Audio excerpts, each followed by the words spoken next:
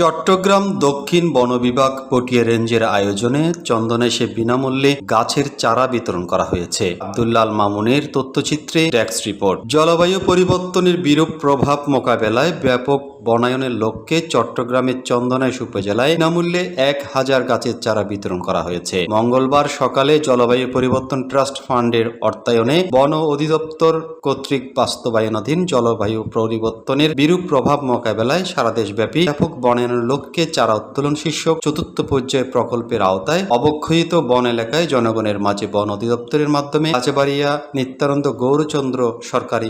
model উচ্চ বিদ্যালয়ে এ চারা বিতরণ কর্মসূচির উদ্বোধন করেন প্রধান অতিথি চন্দনেশ উপজেলার নির্বাহী কর্মকর্তা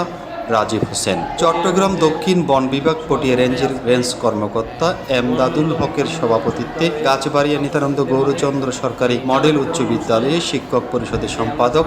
শাহজাহান আজাদের সঞ্চালনায় বিশেষ অতিথি ছিলেন চট্টগ্রাম দক্ষিণ বন বিভাগের 2000 রেঞ্জের রেঞ্জ কর্মকর্তা